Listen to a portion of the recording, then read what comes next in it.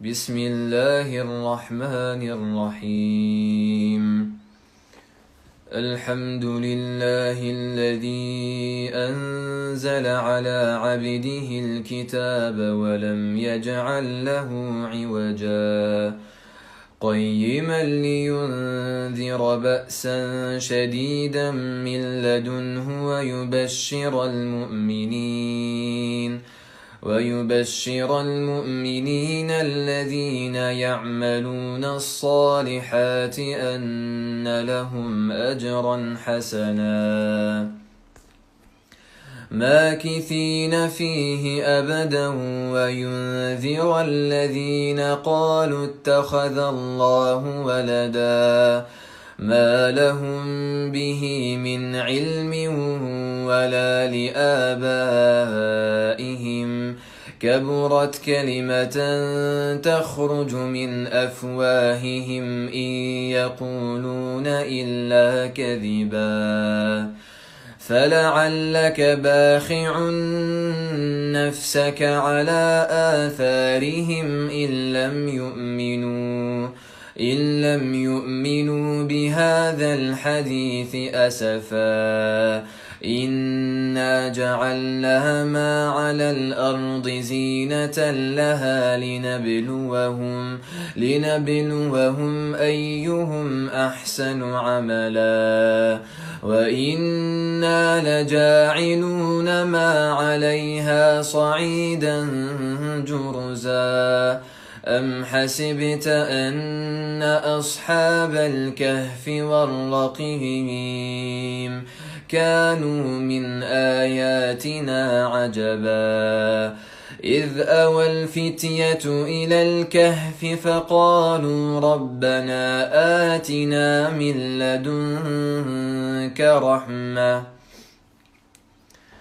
فقالوا ربنا آتنا من لدنك رحمة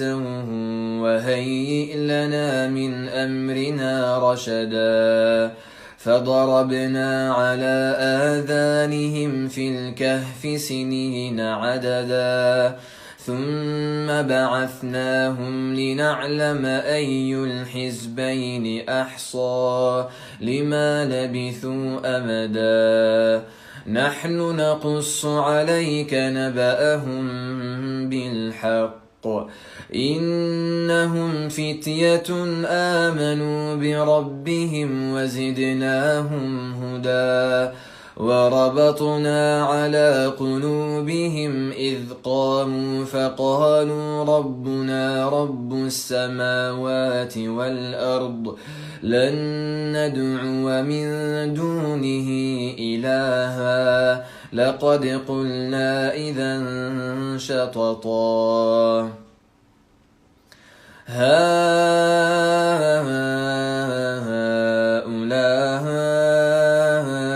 قومنا اتخذوا من دونه آلهة لولا يأتون عليهم بسلطان بين فمن أظلم ممن افترى على الله كذبا وإذ اعتزلتموهم وما يعبدون إلا الله فأووا إلى الكهف ينشر لكم ربكم من رحمته ويهيئ لكم من أمركم مرفقا وترى الشمس إذا طلعت تزاور عن كهفهم ذات اليمين وإذا غربت تقرضهم ذات الشمال وهم في فجوة منه ذلك من آيات الله من يهد الله فهو المهتد ومن يضلل فلن تجد له وليا مرشدا وتحسبهم أيقاظا وهم رقود ونقلبهم ذات اليمين وذات الشمال وكلبهم باسط ذراعيه بالوصيد لو اطلعت عليهم لوليت منهم فرارا ولملئت منهم رعبا وكذلك بعثناهم ليتساءلوا بينهم قال قائل منهم كم لبثتم قالوا لبثنا يوما أو بعض يوم قالوا ربكم أعلم بما لبثتم فابعثوا أحدكم بورقكم هذه إلى المدينة فلينظر أيها أزكى طعاما فليأتكم برزق منه وليتلطف ولا يشعرن بكم أحدا إنهم إن يظهروا عليكم يرجموكم أو يعيدوكم في ملتهم ولن تفلحوا إذا أبدا وكذلك أعثرنا عليهم ليعلموا أن وعد الله حق وأن الساعة لا ريب فيها إذ يتنازعون بينهم أمرهم فقالوا ابنوا عليهم بنيانا ربهم أعلم بهم قال الذين غلبوا على أمرهم لنتخذن عليهم مسجدا سيقولون ثلاثة رابعهم كلبهم ويقولون خمسة سادسهم كلبهم رجما بالغيب ويقولون سبعة وثامنهم كلبهم قل ربي أعلم بعدتهم ما يعلمهم إلا قليل فلا تمار فيهم إلا مراء ظاهرا ولا تستفت فيهم منهم أحدا ولا تقولن لشيء إني فاعل ذلك غدا إلا أن يشاء الله واذكر ربك إذا نسيت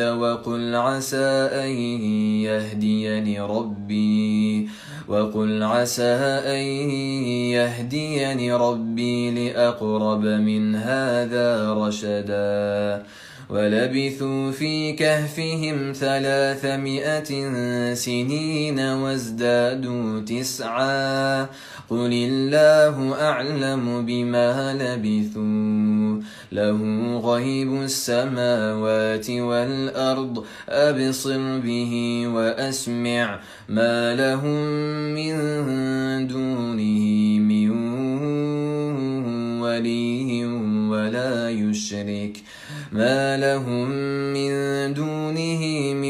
ولي ولا يشرك في حكمه أحدا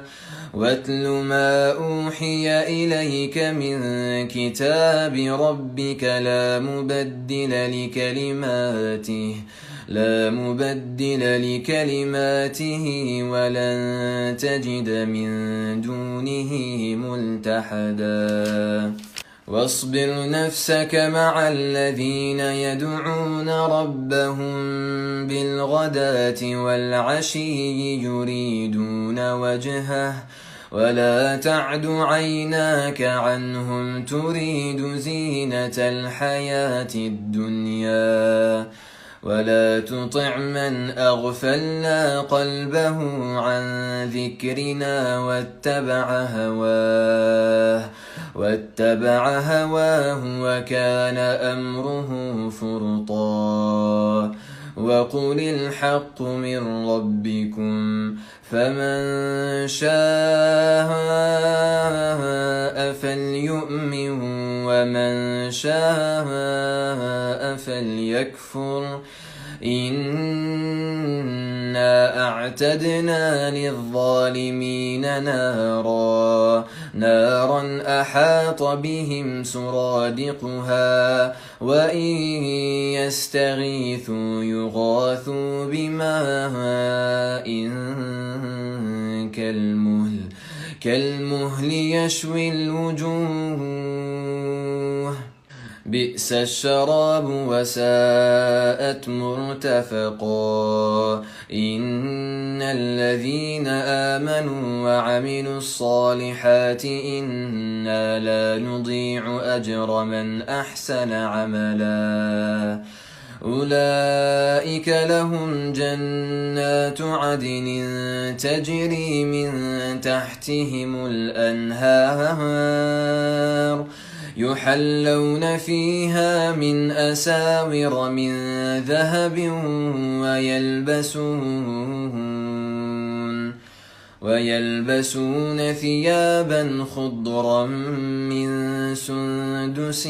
وإستبرق متكئين فيها على الأرائك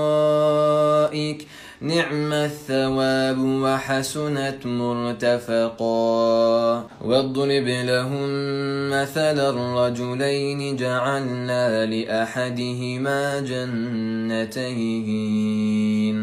جنتين من أعناب وحففناهما بنخل وجعلنا بينهما زرعا كلتا الجنتين آتت أكلها ولم تظلم منه شيئا وفجرنا خلالهما نهرا وكان له ثمر فقال لصاحبه وهو يحاوره أنا أكثر منك مالا وأعز نفرا ودخل جنته وهو ظالم لنفسه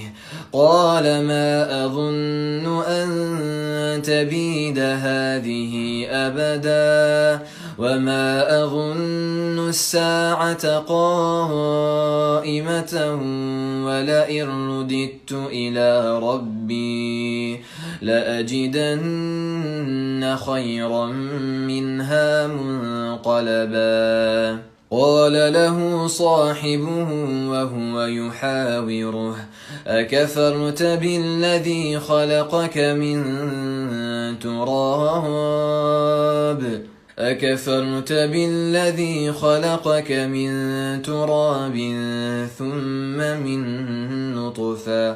ثم من نطفة ثم سواك رجلا لكن هو الله ربي ولا أشرك بربي أحدا ولولا إذ دخلت جنتك قلت ما شاء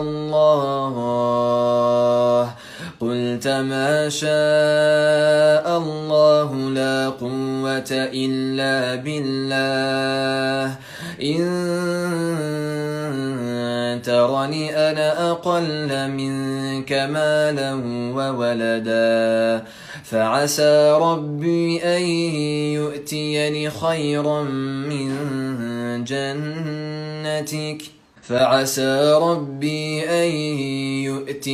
خيرا من جنتك ويرسل عليها حسبانا من السماء فتصبح صعيدا زلقا أو يصبح ماؤها غورا فلن تستطيع له طلبا وأحيط بثمره فأصبح يقلب كفيه على ما أنفق فيها وهي خاوية على عروشها ويقول يا ليتني لم أشرك بربي أحدا ولم تكن له فئة ينصرونه من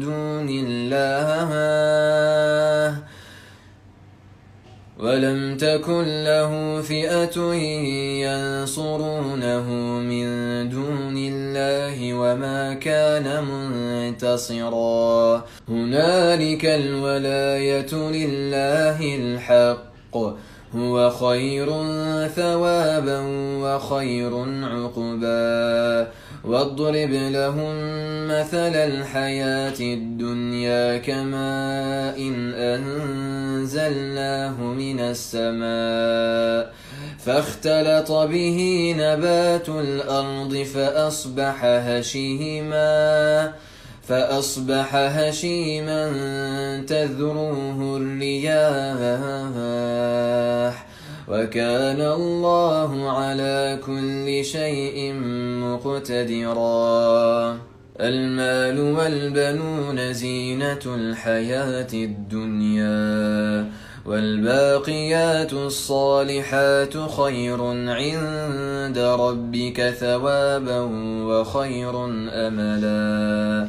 ويوم نسير الجبال وترى الأرض بارزة وحشرناهم فلم نغادر منهم أحدا وعرضوا على ربك صفا لقد جئتمونا كما خلقناكم أول مرة بل زعمتم أن لن نجعل لكم موعدا ووضع الكتاب فترى المجرمين مشفقين مما فيه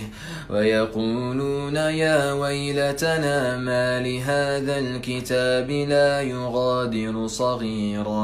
لا يغادر صغيرة ولا كبيرة إلا أحصاها ووجدوا ما عملوا حاضرا ولا يظلم ربك أحدا وإذ قلنا للملائكة اسجدوا لآدم فسجدوا إلا إبليس كان من الجن ففسق عن أمر ربه أفتتخذونه وذريته أولياء من دوني وهم لكم عدو بئس للظالمين بدلا ما أشهدتهم خلق السماوات والأرض ولا خلق أنفسهم وما كنت متخذ المضلين عضدا ويوم يقول نادوا شركائي الذين زعمتم فدعوهم فلم يستجيبوا لهم وجعلنا بينهم موبقا ورأى المجرمون النار فظنوا أنهم مواقعوها ولم يجدوا عنها مصرفا ولقد صرفنا في هذا القرآن للناس من كل مثل وكان الإنسان أكثر شيء جدلا وما منع الناس أن يؤمنوا إذ جاءهم الهدى ويستغفروا ربهم إلا أن تأتيهم سنة الأولين أو يأتيهم العذاب قبلا وما نرسل المرسلين إلا مبشرين ومنذرين ويجادل الذين كفروا بالباطل ليدحضوا به الحق واتخذوا آياتي وما أنذروا هزوا ومن أظلم ممن ذكر بآيات ربه فأعرض عنها فأعرض عنها ونسي ما قدمت يداه إنا جعلنا على قلوبهم أكنة أن يفقهوه وفي آذانهم وقرا وإن تدعهم إلى الهدى فلن يهتدوا إذا أبدا وربك الغفور ذو الرحمة لو يؤاخذهم بما كسبوا لعجل لهم العذاب بل لهم موعد لن يجدوا من دونه موئلا وتلك القرى أهلكناهم لما ظلموا وجعلنا لمهلكهم موعدا وإذ قال موسى لفتاه لا أبرح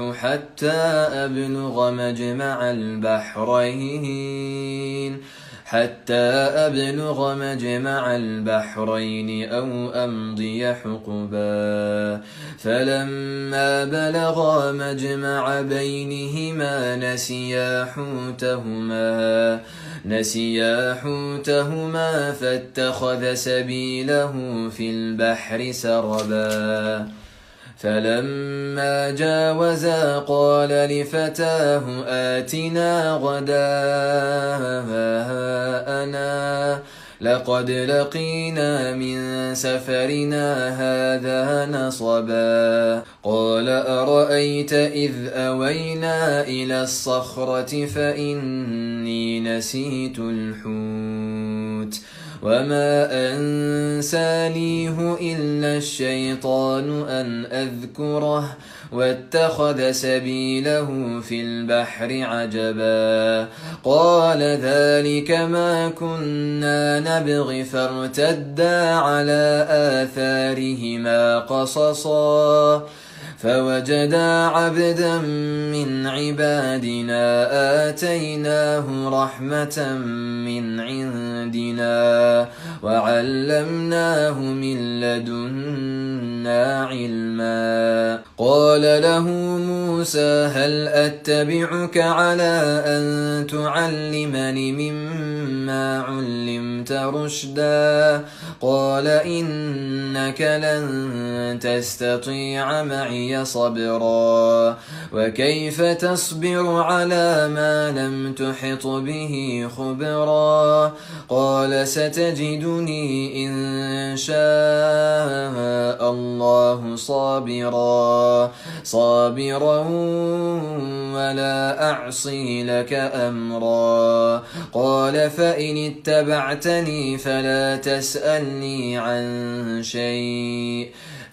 تسألني عن شيء حتى أحدث لك منه ذكرا فانطلقا حتى إذا ركبا في السفينة خرقها قال أخرقتها لتغرق أهلها لقد جئت شيئا إمرا قال ألم أقل إنك لن تستطيع معي صبرا قال لا تؤاخذني بما نسيت ولا ترهقني من أمري عسرا فانطلقا حتى إذا لقيا غلاما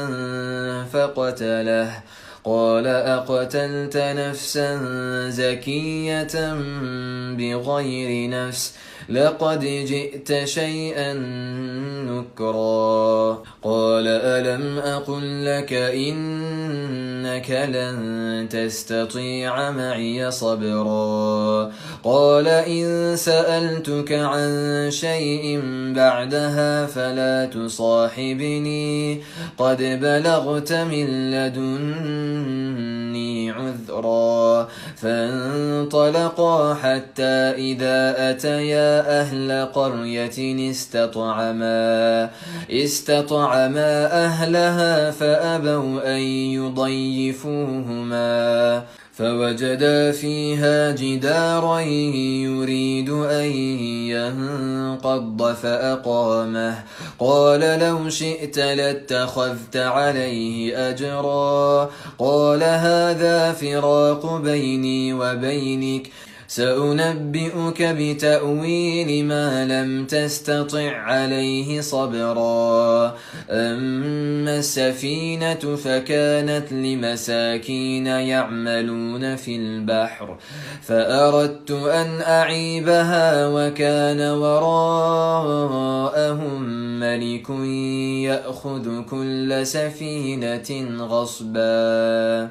وأما الغلام فكان أبواه مؤمنين فخشينا أن يرهقهما طغيانا وكفرا فأردنا أن يبدلهما ربهما خيرا منه زكاة وأقرب رحما وأما الجدار فكان لغلامين يتيمين في المدينة وكان تحته كنز لهما وكان أبوهما صالحا فأراد ربك أن يبلغا أشدهما ويستخرجا كنزهما رحمة من ربك وما فعلته عن أمري ذلك تأويل ما لم تسطع عليه صبرا ويسألونك عن ذي القرنين قل سأتلو عليكم منه ذكرا إنا مكنا له في الأرض وآتيناه من كل شيء سببا فأتبع سببا حتى إذا بلغ مغرب الشمس وجدها تغرب في عين حمئة ووجد عندها قوما قلنا يا ذا القرنين إما أن تعذب وإما أن تتخذ فيهم حسنا قال أما من ظلم فسوف نعذبه ثم يرد إلى ربه فيعذبه عذابا نكرا وأما من آمن وعمل صالحا فله جزاء الحسنى وسنقول له من أمرنا يسرا ثم أتبع سببا حتى إذا بلغ مطلع الشمس وجدها تطلع على قوم لم نجعل لهم من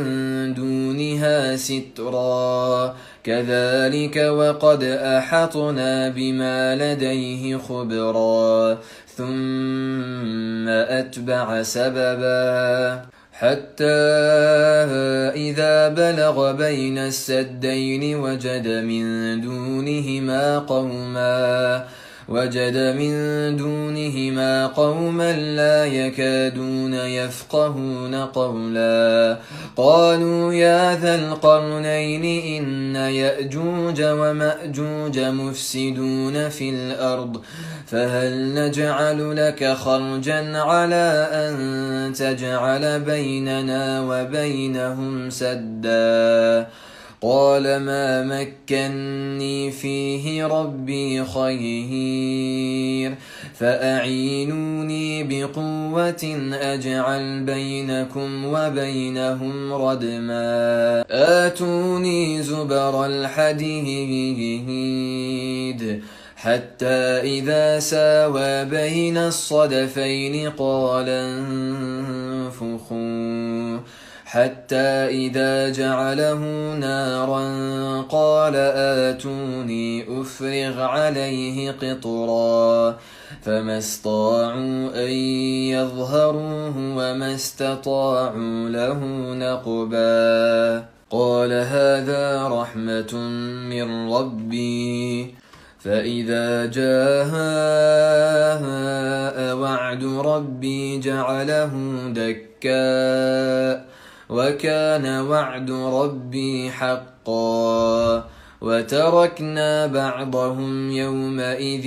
يموج في بعض ونفخ في الصور فجمعناهم جمعا وعرضنا جهنم يومئذ للكافرين عرضا الذين كانت أعينهم في غطاء عن ذكري وكانوا لا يستطيعون سمعا أفحسب الذين كفروا أن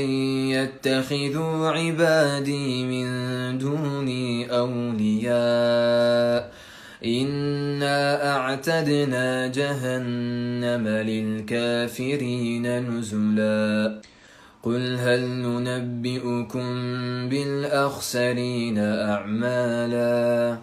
الذين ضل سعيهم في الحياة الدنيا وهم يحسبون أنهم يحسنون صنعا أولئك الذين كفروا بآيات ربهم ولقائه فحبطت أعمالهم فلا نقيم لهم يوم القيامة وزنا ذلك جزاؤهم جهنم بما كفروا واتخذوا آياتي ورسلي هزوا إن الذين آمنوا وعملوا الصالحات كانت لهم جنات الفردوس نزلا